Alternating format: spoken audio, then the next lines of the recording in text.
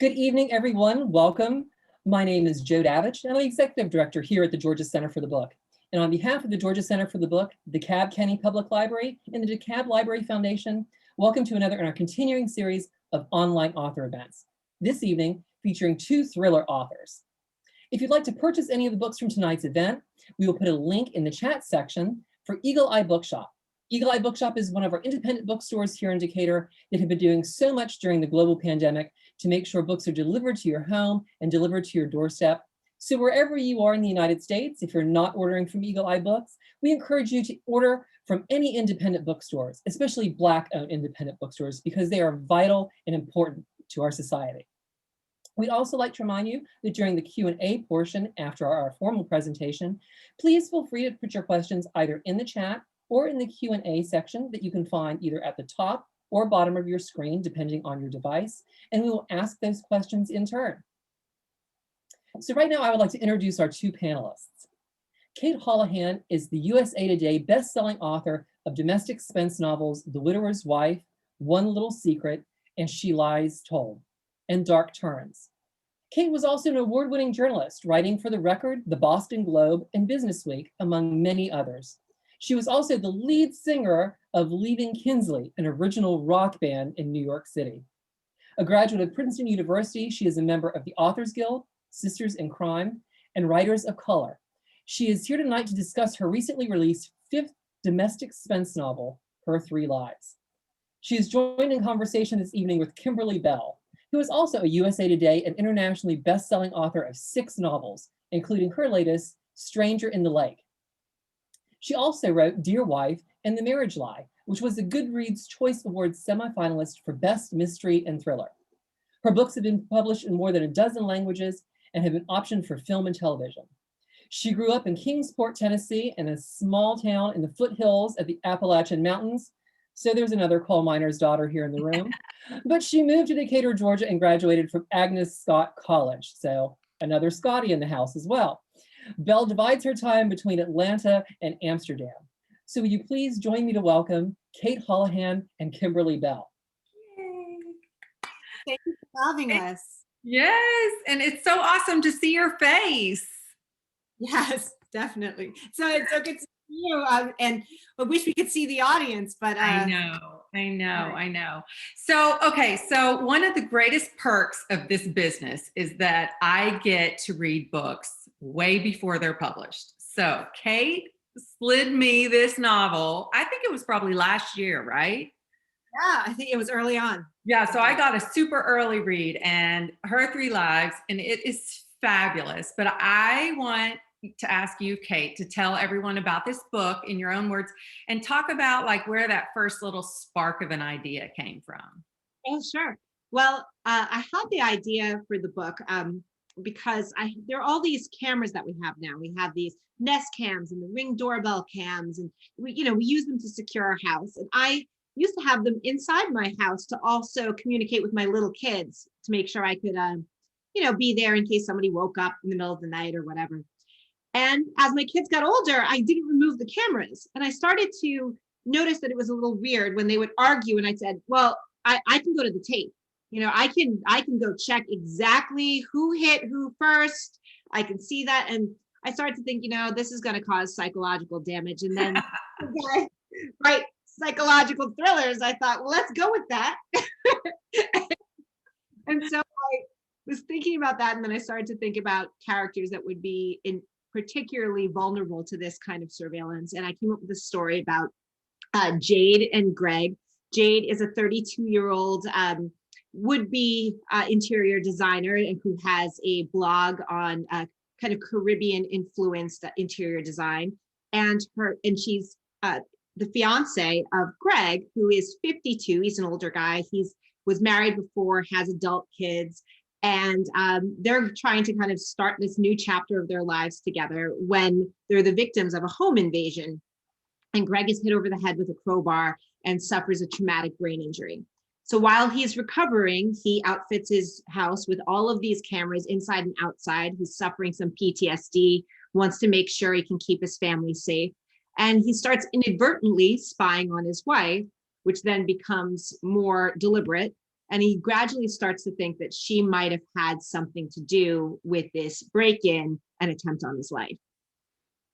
And I love it. And you know, one of the things I love about this genre is, and this book too, is like you start with a bang, right? It starts, I think it's chapter 1, right? Where the home invasion happens. They're getting ready to go to a party, and all of a sudden, like there's someone in their house, and bam. So, but I also like that from the very beginning, we also get a sense that the relationship might be, because of all those things you mentioned, right? The older man, she's been accused of maybe being a little bit of a gold digger and breaking up his family, things like that. So all these things like kind of put their relationship from the start of the story on maybe shaky ground, or at least for the reader, they think, well, maybe things are not as they seem. But is that something that you did like right off the bat, or do you have to go through a bunch of revisions to like drill down on their characters and their relationship? I knew I wanted it. I wanted to kind of play with stereotypes, and so Jade is in this difficult position of, she is the younger woman. She also comes from a different culture, and his adult children from his prior marriage really don't like her. She wasn't actually involved in breaking up their marriage. They were separated beforehand, but you know, she's 10 years older than his oldest daughter and 10 years younger than him. So she's right in the middle there, and it's an uncomfortable age. And so I wanted people to think, well, how much is she kind of fitting this stereotype of a gold digger versus, you know, she actually is just someone who found love with someone who just happens to be a bit older and doesn't actually conform to any of these stereotypes. And then also it creates problems for her, because anything that she actually has in her life where she feels that it would put her in this box, she's very reluctant to kind of share that information or have it found out, because she feels that it's just going to get her kind of typecast. Right. I did that too in Stranger in the Lake, like the younger woman, older man, a little bit of, you know, everybody looks at them with suspicion. And I think that that's a great way to, you know, even if it's not true in their actual relationship, the reader's going to think it is, right? Yeah. So immediately you start with all these suspicions, and the reader is looking at their marriage and studying every single word, reading between the lines. And their new one also has a home, it has a home invasion involved too, right? Not Stranger in the Lake, the one that's coming up. Yeah, I wrote a story about a home invasion which scared the pants off me. It's called My Darling Husband. It comes out in December. But yeah, that's such a scary thing to think about, somebody coming into your house, right?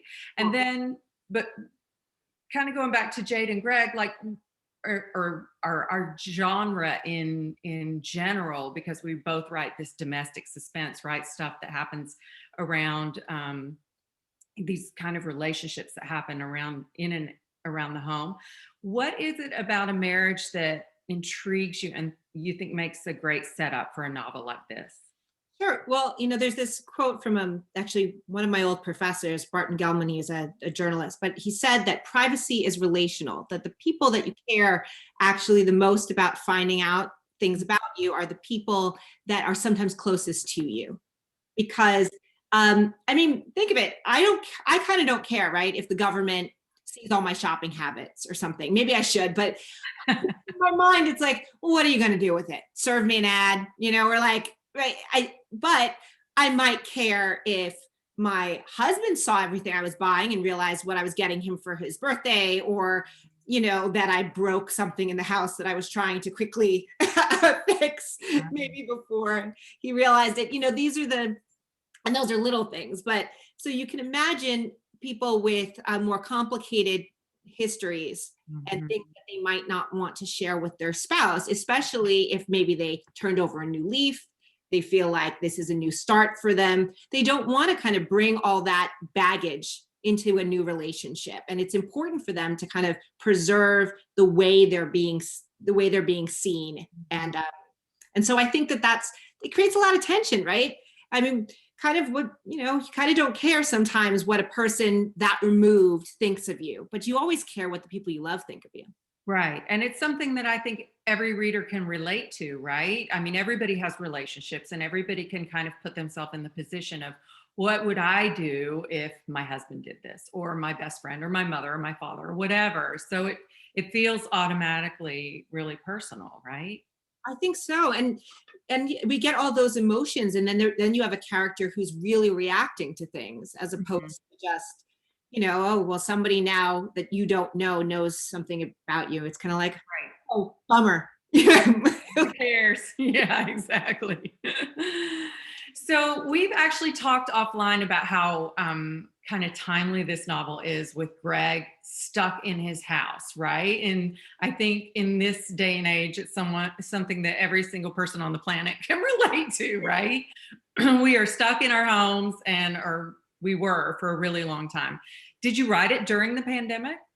I didn't. It's funny. It's just, I was editing it during the pandemic though. So I like, this is too creepy.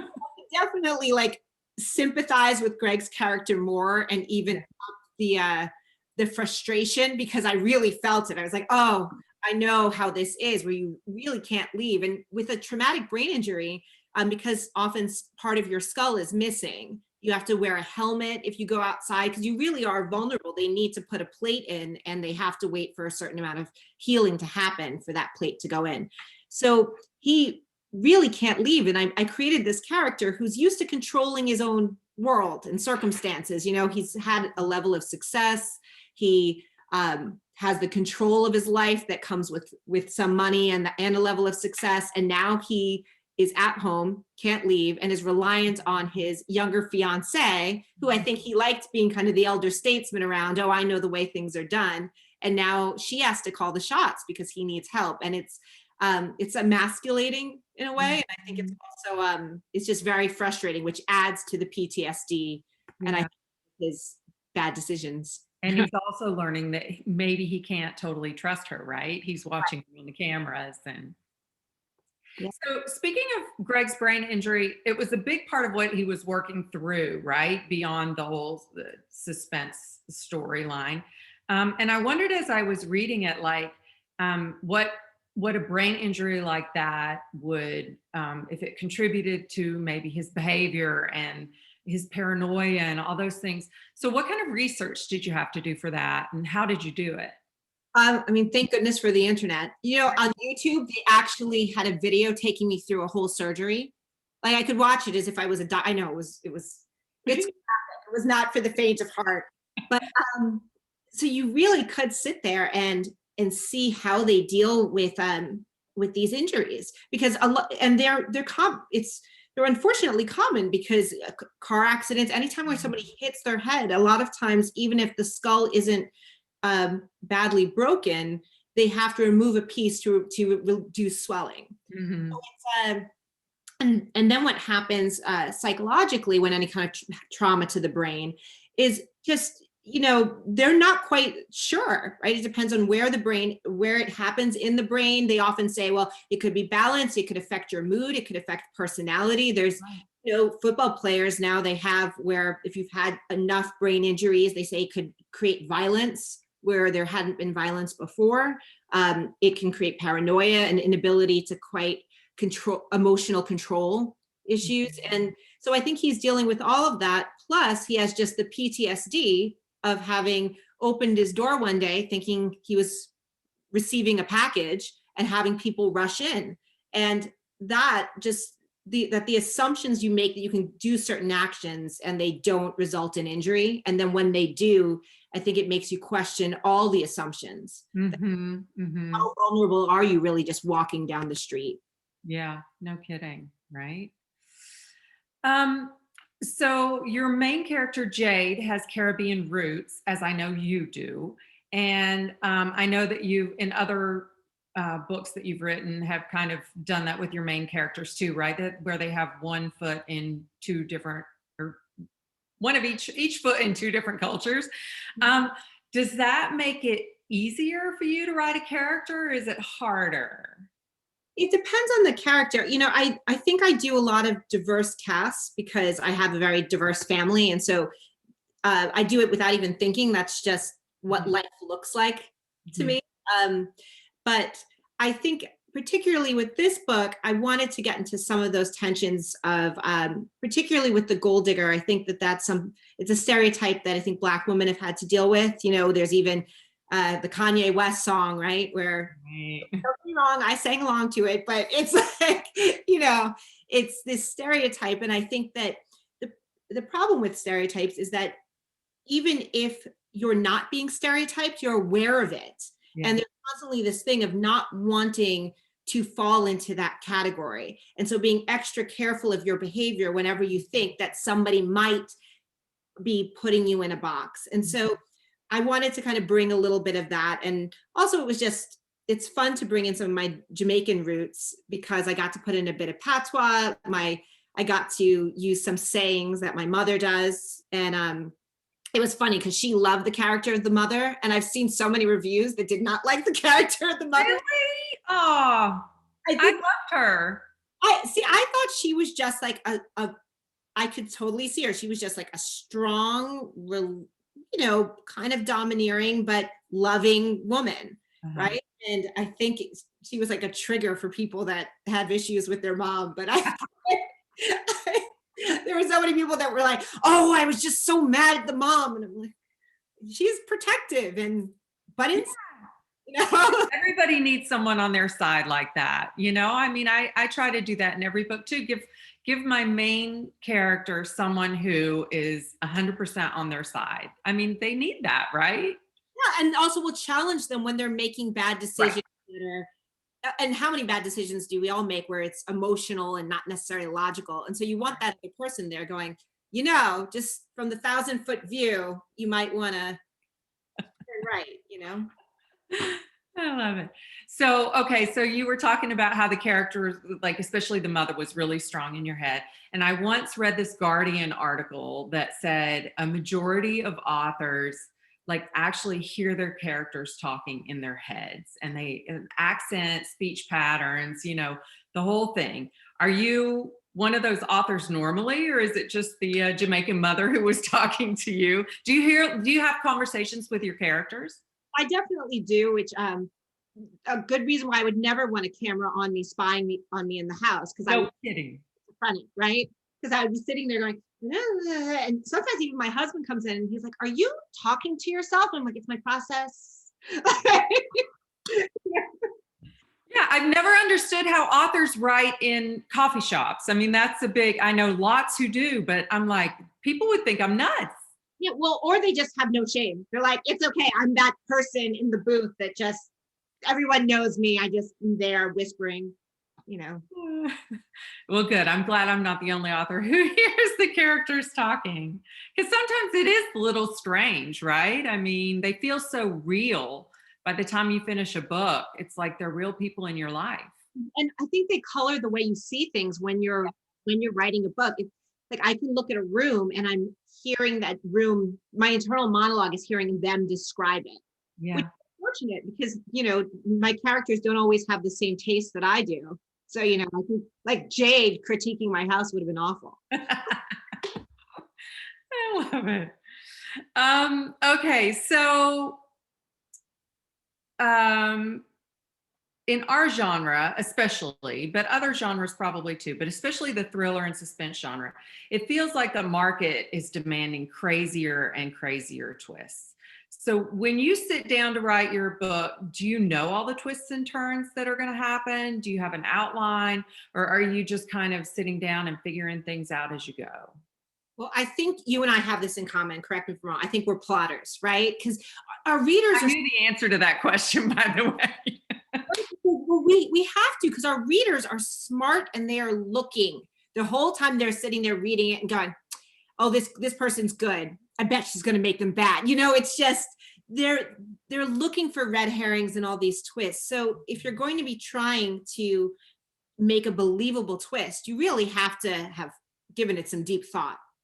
And that doesn't mean that the characters don't sometimes take you other places, but then for me, I think they take me there and then I go back and I replot, right? Yeah. And then I go, so there is this back and forth. I'm not trying to shoehorn it in, but I think I need to know where I'm going. Yeah, I agree with that. And, the kind of stories that we write they have so many different moving pieces.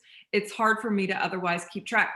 But at the same time, I know plenty of people in our genre who write like by the seat of their pants. They just sit down and it comes out. And I don't know how they do it. They're smarter than me.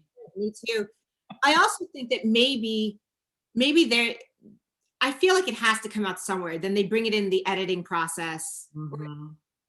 You know, I mean, more power to them if they can really just do it first draft. Or maybe it takes them longer to get there. But you write super fast, and you've said it's your journalism background, but you write a book in how long?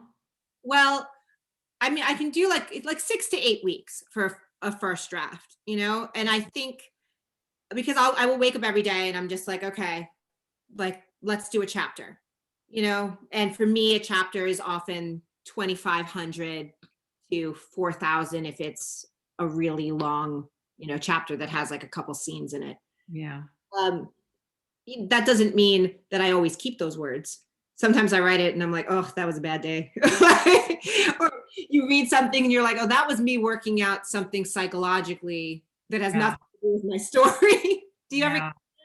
Yeah, I have that too occasionally. Or it's not so much me working things out, but it's me figuring out my characters. And so I'll write a scene. And then as soon as I'm done with it, I'm like, I'm never going to use this, but it was necessary for me to get in their heads. Right. But for contrast, like it takes me 6 to 8 months and you write a book in 6 to 8 weeks. So you're fast. But I mean, I think that but I mean, I should say, then it goes to the editor and it comes back. And sometimes, you know, there's some heavy lifting to do there too. So, yeah, I don't want to make it seem like, and I'm done. I'm not that good. But it is fast. Again, I'm jealous of that. I wish that's like one of the things that I keep trying to work on. And I just need to, I guess, forget about it because that's my process. It just takes me longer to get there. It's fine. So who comes first for you, the villain or the heroine, when you're sitting down to think about a story? Yeah, well, you know, it's interesting. I don't know if I think of any characters as villains, which is a problem for me. I think that for sometimes people want somebody to pay. And I'm always trying to sympathize with all of my characters enough that at the end, even if I make them pay, I feel because it would come as a natural conclusion that they'd have to, but I feel bad for them. Because I think that often if we make these people and they're just flawed people, but then they keep digging themselves into holes because we've given them flaws that then with the circumstances, you know, compound into them doing really bad things. But I think in our genre, we don't really write serial killers, right? So these people that do these bad things, they are the heroes in their own mind, right? They're doing it for a reason, or they're, you know, Greg has an adult daughter, and some people feel like this character, she's a villain because she's just so aggressively against his fiance. But I thought of her as like, well, but she thinks that this is a bad relationship for her dad that is going to result in him being destitute and eventually left.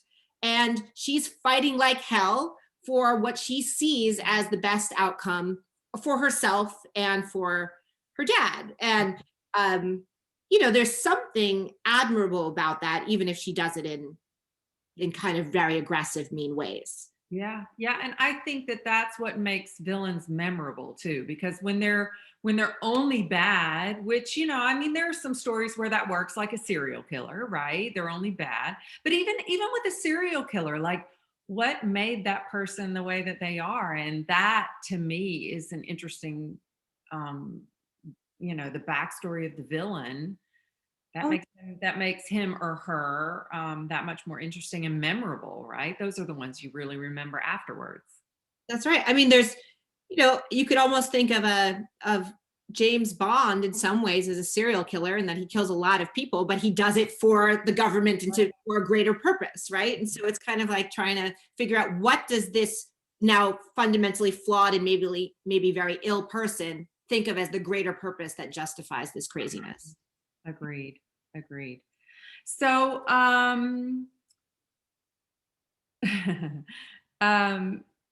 you one of those authors who like, this is your first release in a pandemic, or is it a second release in a pandemic? This is my first. So I don't have it. How are you dealing with that? Are you putting in pandemic? Are you not? How are you? Well, my book came out last year in the pandemic, in the week of Black Lives Matter, like media shutdown stuff. So that was real fun. But what I was going to ask is like, do you normally go on tour? Are you missing it, or are you happy to stay home? Because a lot of authors, I know a lot of authors who are like, excellent, I never have to leave my house again. It's this double-edged sword, right? Because on one level, it is great that you get to do more events because you're not traveling, and so that's great. But I do like seeing people, and I do like going into bookstores, and I like the smell of bookstores, and I like the smell of libraries, and so and I like meeting people. And so, and actually, it's probably healthy that after you've been listening to imaginary people in your head, that you actually talk to real people. Plus, where else do our ideas come from, right? Is that we kind of get out in the world and we somewhat observe what's going on in the interactions we see, and then that gets the wheels turning. So I wonder what happens if we don't get out. Like, we can't all just write, shut-in novels. At some point. Well, and what I missed last year, it was really sad that I didn't get, it came out in June. So we were kind of on the front end, and it was still like, oh, well, we're not going to plan anything yet. Oh, we're not going to plan it. And then finally, like the week or two before my book came out, they were like, all right, all events are canceled, kind of thing. But I really, really missed it because I love the interactions and getting out. And like you said, just being in a bookstore and talking to people who want to talk about books all day long. And I just really miss that. I know. And also as a result, I end up, I think, demanding more of the people in my house emotionally than I normally do, because there is no one to just talk about books. I mean, I love my husband dearly, but he's a financial technologist, right? So I'm like, do you want to hear my story? And he's like, do you want to hear my math problem? And I'm like, no, I just, like, you can always call me Kate. I'm always up for talking books and stories. So speaking of, you and I have worked together. Yes. So do you want to tell people what we work together on? I think we should. Do you want to say it? No, you tell. All right. So we have an audiobook coming out, Young Rich Widows. And I'm just so excited for this book. It's us and two other great authors, Vanessa Lilly and Lane Fargo. And it's a bringing back the 1980s, like legal thriller, mobbed up mystery story, but with like a kind of a powerhouse female cast. And I just, I can't wait. It's super excited. It's so much fun. It was so much fun to write because it was another one of those stories that like starts with a bang and with a plane crash this time, and these 4 instant widows. And turns out that the people who maybe sort of crashed the plane are now going to be after these women. And it was a blast to write. But what I also really loved about the experience is that the 4 of us, our strengths so well lined up, right? Because we talked a little earlier about like outlining or just kind of writing by the seat of your pants. But this was one of those experiences where you have to outline. And like we had every chapter, kind of in the details. Like we had to have every emotional beat, because we were writing the chapters simultaneously. So we really had to know where the other people were going. And then of course we went back and had to do everything for continuity and clean up. But it was such a great experience. And I think all of the characters have very unique voices. Like I love that your widow is Southern. Yeah. Well, we were talking before about how you said, it's natural to you to write, these characters kind of with your background. And when we first started this story, I wasn't planning to make her Southern, but I'm one of those authors who hears them in my head. And she had an accent like me. So I was like, I'm sorry, guys, she's from the South. which ended up being great because it gave her such a contrast in voice and the way she says things with some of these other characters. And I yes, that will not be we will not get that criticism that the people all sounded the same, because That's for sure. they're very different women and they don't necessarily like each other, Yeah. which is funny because we all liked each other a lot, yet our characters were always at each other's throats. But that was part of what was so much fun, is that, we were all very different authors from different places in the US, all kind of East Coast. Chicago is the furthest out. And then we all had, these characters that were kind of sort of sounding like us. So it was a lot of fun. It was. Yes, I hope we get to do another one because it was a. Me too. If you could go back and give your unpublished self some advice, what would that be? Well, one, I would say don't go through that big book of agents, right? Did you ever go do that stage where it was like, okay, I have the big book of agents. Now I'm going to like cold call and send out a manuscript. And I don't know anybody, maybe that's not true, maybe like one or two people, but I don't know many people who have gotten an agent, or because, they just, it's just too many of us. There's too many writers out there doing it. And so even if you're good, it's just hard to kind of get out of that pile. So I think that I would always say, go to conferences, right? Meet people, let them see that you're a real person and you're serious about this. And then they're actually willing to read your stuff and consider it, because otherwise it's kind of like, sending paper airplanes out. Out your window, right? Yeah. So for the people watching, do you want to just kind of tell a little bit about the agent process, how that works? Because I'm not sure everyone knows. Yeah, I'm still not sure that I fully know. There's always new things, right? Where something comes up and you're like, oh, I didn't realize they were going to deal with that. But so you write a book, and then you really, for most publishers, they only read agented submissions. So you have to get an agent first. And I find that if you go to conferences and pitch fests, that's kind of the best way. You get agents that want to read material. They're looking for clients. Yeah. And that's how I got my agent, Paula Mounier of Talcott Notch. That's how I got mine too, at a conference. Yeah, because it's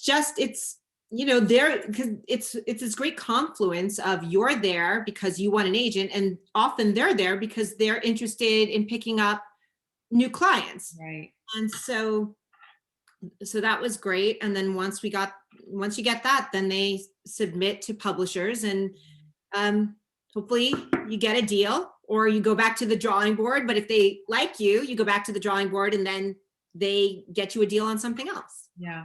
Yeah, and I think you're right. I think it is something about getting in front of their face and meeting them face to face. I was working the slush pile, that's what it's called, for a while, where you send, this note and say, this is what my book is about. But they get, I don't know, hundreds of those a week. Yeah. So how do you make it through that? I just don't know. And also, pitching is a very different skill than writing. That was terrifying. I took a Xanax. Oh, really? I mean, I get it, because I'm the worst. If I knew how to tell a short story, I wouldn't be a novelist. Like, the idea of elevator pitch is just painful to me. Yeah. And I mean, I like to think I've gotten a little better at it, but not much. My agent and I laugh about it now. She's like, gosh, you were so nervous. I was like, I know. And I was on Xanax. Imagine what it would have been if I hadn't been. Actually, the first publisher that took me, Crooked Lane, I pitched him during that same pitch fest that I got Paula. And I was so nervous that apparently I spoke as if I was on some sort of speed. And it was just nerves. And then afterwards, another very nice guy at the conference said to me, you might want to slow down. It was kind of amazing that all the words were articulated correctly, but your mouth was just moving. And it was like listening to an audiobook on like 2X or something. Yeah, it's terrifying. And, I think part of it is, you want it so badly, and you're like, please just read it. I know if you read it, you'll like it, but You're right. Pitching is a very different thing than actually writing a whole novel. And I'm sure there are plenty of us who are crappy at pitching, but can still write a good book. So Right. Yes. So please don't judge me by my stuff. your pitch was great. I wanted to read it. Oh, and I wanted to ask you this too. Okay, so Harlan Coben says a page turner filled with betrayal and surprises. How do you get Harlan Coben to blurb your book? Because I need to know that. Well, I met him at Thriller Fest back when like we used to have conferences. And it was funny because he has a friend who is a throat surgeon, and I just happened to have had like a node removed off my vocal cords because of singing and screaming in a rock band. And I knew someone, and I was like, "Hey, I think we know the same person." And so then we started to chat, and then we ended up at the same house. And I asked him if he would read it, and he's kind of like, "Well, I'll read it. Like, I'm not sure if I'll blurb it, right? Because this is an I'm author." sure he gets a gazillion novels, slid towards him. Exactly. And luckily he liked it, and he gave me a blurb, which was really, really very kind of him. Yeah, that's awesome. Good for you. All right, so it is 7:30, past 7:30. Joe, do we have any questions? Do we want to do a Q&A? Yeah, if folks want to go ahead and start putting some questions in the Q&A section or in the chat, feel free to go ahead and do so. I'll kind of, maybe get us rolling so folks don't feel, put on the spot by it. But so y'all mentioned going to Thriller Fest, Harlan Coben. There's a lot of really big names in the genre. I mean, you got a really, even here in Atlanta, we have Karen Slaughter, and we had Amanda Kyle Williams, and I think it's great that there are so many women writing thrillers now.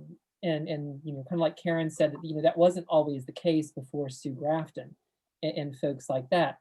But with that, folks are going to ask you to write a series, and you all sort of have thematically kind of family dramas, things like that. Have you ever considered writing a series or maybe a grouping of books with one character throughout, or is that just something that you're not interested in trying? Well, it's funny. I'm interested in trying it with it's a hard thing to do with domestic suspense, because a lot of times once you've blown up that family unit with that big secret, or the mother and the sister, whatever it is that you've defined as kind of the domestic situation, and you've had that come to light, there isn't anywhere to go, because you're not doing a detective that then goes on to a next case, or or an FBI agent. But I actually think that we stumbled upon something with this Young Rich Widows, where we put them in a place at the end where they have a law firm that could conceivably take on cases. And so that was the first time where I really felt like, oh, you could do that with these characters. Whereas a lot of other times, unfortunately, I don't think it's like if I put them through anything else, they would just end up in an institution, right? Like how do you feel about it? Yeah, 100%, totally agree. And I always leave in my solo books, I always leave just a couple of threads hanging. So there are some stories that work better than others, but I could see, like in stories like The Marriage Lie, there's more story there. But again, would I do that to poor little Iris? Like, am I going to put her through that all over again? I just don't know. But Young Rich Widows is ripe for a sequel, and maybe multiple sequels. We also talked about, because Young Rich Widows is set in the 80s in Providence, where Vanessa lives. We were like, well, we could do something in Atlanta in the 90s during the Olympics, or we could do something in Chicago during, I don't know what year that would be, and you're in Jersey. So, I mean, we could come up with, these period that are maybe not the same characters, but kind of hang together in themes, maybe. But yeah, you're right. Domestic suspense is tough for that. Well, hey, in New Jersey, folks are still looking for Jimmy Hoffa. So, I mean, you can always go with that. And, I mean, it's kind of a hard pill for me to swallow that the 80s, are now 40 years ago. I know. And it's just, it's like, wow, everybody remembers the crimped hair and the scrunchies and the big bright colored baggy sweatshirts. And it's like, yeah. And they're like, that's vintage now. And I I just know, it's terrifying. truly is. So speaking of writing, in periods and things like that, are there anything, and you guys kind of mentioned this when you were talking, but are there any characters or any plot lines? Because we all have to kill our darlings sometimes. Are there any that you had to just cut out that maybe are percolating in a drawer or in the back of your mind? It's like, oh, that could be, that's still a hook. That's still something that I'm going to save. Kim, what about you? Well, maybe not so much like little things from books that I've had to pull out, but I've been at the same publisher for, I'm writing my 8th book with them. And I have pitched them so many stories that they have shot down. So, they go in a drawer, and some of them, filter to the top more than others. Some of them, as soon as they say no, I let it go. But I spend a good chunk of the year in Amsterdam, and there are so many stories I want to write set in Amsterdam. And every time I've pitched one, they shot it down. So one day there will be a story from me set in Amsterdam with maybe some crazy Dutch people, and it's going to happen. It will not be dead forever, that darling. And I wish I had learned from Kim, because I would just write the book assuming that the publisher would take it, because it's like, well, it's, and some of them are not quite domestic suspense. It would be a change of genre or a bit. And so I have books that are in drawers waiting for me to, I don't know, either change my name and try a completely different genre, because I think that isn't a thing where you kind of develop a voice and people get used to reading certain types of stories from you, but that doesn't mean it's the only thing that you can write or want to write. And so there's always this push and pull of, well, if I do want to write another type of story, how do I do that without alienating people that might, like it when I write a certain. Right. Or messing up your brand. And there's a fine line between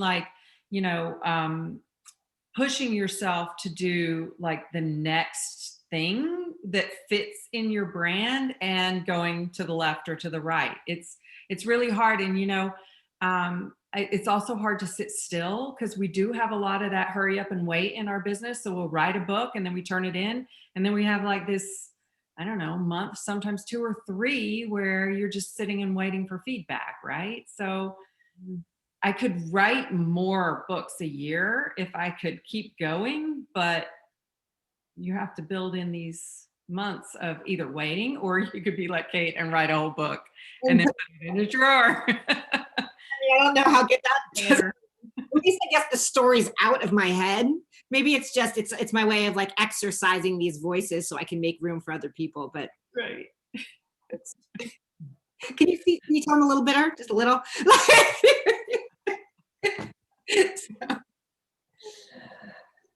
So Kim, because you are in Amsterdam and in Atlanta part of the time, and you all mentioned this in your talk about some of the strange and twisted books, especially, like Joe Nesbo and those folks that are coming from the Icelandic area over there. What are you seeing, so like from Amsterdam that is kind of like the UNESCO? I mean, sometimes, we have like domestic thrillers and there's a lot of detective thriller, cop pairings that we have here as far as US thrillers go. But what, they seem to be, that Snowman novel was a little twisted, Yes. Yes. Yeah. And Karen Slaughter is huge in Holland. As a matter of fact, her books release there before they release in the US, because she goes straight to the top. But if you've read ever Karen Slaughter, you know that her stuff can be a little twisted too, right? She doesn't really write domestic suspense. She writes like crime fiction, creepy, scary, Bloody. Yeah, bloody, and sometimes you know, amazing at it. yeah, and I love her stuff. Like, I don't even read the blurb on the back. I just buy the book and read it. But, she's kind of the pinnacle there when it comes to thrillers. And they're not huge on domestic suspense. And I don't know if that's something, and I can only speak for Holland. I can't speak for the rest. But, I don't know if that's something that's going to come there, because, a lot of times they follow the trends in America, and I mean, we'll see. But I'm published in Germany, I'm published in France, I'm published in England. I like all the countries around, but not Holland. And I'm like, come on, I'm here all the time. I can speak your language. I can go on tour. I can do all these things, but they're just, it's a smaller market, and it's just different than the US. It's different. Yeah, Karen is actually a great donor to our library system, and we just put one of her books on the books all Georgians should read list for 2021. But and shockingly, she did an event for us, a fundraiser for our library foundation, and she auctioned off character names in her books, and actually people in Holland won. And then everyone's sitting there. It's like, so what's the conversion rate for dollars on this? How do we handle this? Do we have? I've done that too. And then I got somebody with a crazy Dutch name, and I was like, I said to my editor, I'm like, I'm really sorry, but this name has to go in. She's like, how do people pronounce it? I'm like, I'm sorry, it has to go in. Oh, excellent. So speaking of readers, across the world, and just your readers, I know you all mentioned it about people looking for those plot twists and things like that. Do you think that readers of thrillers now have become sophisticated, that you're really trying to, you're writing up because they're sitting there going, oh, I know this, or, I remember we had Jeffrey Deaver at the library, and he also talked about the immediacy of the internet, and they published the book, and he said something about, I remember it distinctly, about a gunshot wound, and he was like, 1:30 in the morning, I get an email from this guy. It can't be, that caliber of pistol would not produce this kind of shaped gunshot wound, blah, blah, blah. He's like, from now on, he shot the gun and ran. No more describing the gun. It's a gun, and he ran. So that's it. So, I mean, do you think you have to write up? And then, because of, writing things technical about brain injuries and things like that, do you get people responding to you over the internet for, maybe inconsistencies or something like that immediately? I mean, yeah, I hope that there's a somewhat of an understanding that I'm not writing a medical textbook, so I'm trying to give people enough of a flavor of what's happening without, and hopefully not saying anything wrong, but without, really getting into such nitty-gritty detail. And that doesn't mean that sometimes I don't want to. I think the journalist in me will research something and then write a completely bloated chapter with all of this extra stuff that does nothing but like weigh it down. And then hopefully, if I've done my job right, I cut that out before my editor even sees it. Otherwise, she's going to be looking at me and going, thanks, but last time I checked, you don't write textbooks, and so but it is difficult, because sometimes you want to say, I took a little creative license here, especially with places, because you can use a place and say, hey, I can't make every street line up. At some point it's just going to be like they went and then they kind of veered right. And because you're going, well, I'm not really thinking anyone's going to drive this route. Right. And even if they do, and by the time they do, who knows what will have changed. So I still hope to be allowed a little creative license. How about you, Kim? Yeah, no, I mean, I always, with every book, hear something, well, that's not right. Or, yeah, especially with guns, because I know nothing about guns, and, I don't know. You're right. You just have to research it as best you can, and put it in the book and hope you get it right. But it does play in my mind as I'm writing these things, like, oh, if I'm this specific, then maybe if I got it right, somebody's going to call me out on it. But I get called out for, I mean, when the book actually comes out, and if there's a spelling mistake or a missing comma, I mean, people will call for that too. Yeah. Sometimes you get people and it's you just feel like, well, geez, I should just hire you as a copy editor. Right? It's frustrating too, because by the time a book actually hits the shelves, it's been read by, I don't know, dozens of people who are looking for that missing comma and the misspelled word and, things like that. So you can't catch everything. You just can't. Yeah. I understand that Allie's great at catching, for some strange and bizarre reason, my double spaces after certain things. And she's like, you have an extra space. I clearly did not see that at all. You're old school. You do the two taps. Sometimes I do. I don't even consciously think I'm doing it. And sometimes I just get tired. It's like, oh, I wrote it on a Mac and then sent it to you in DocX. That's probably why. That's, it was a translation error, not a poem. So we know you all have the audiobook coming out. And Kimberly, we know you have another book coming out in December. But what's next for you, Cate? You have another 6-week block ready to go? Yeah, well, I have another book that will be coming out with Grand Central Publishing, hopefully next summer, 2022. And it's interesting.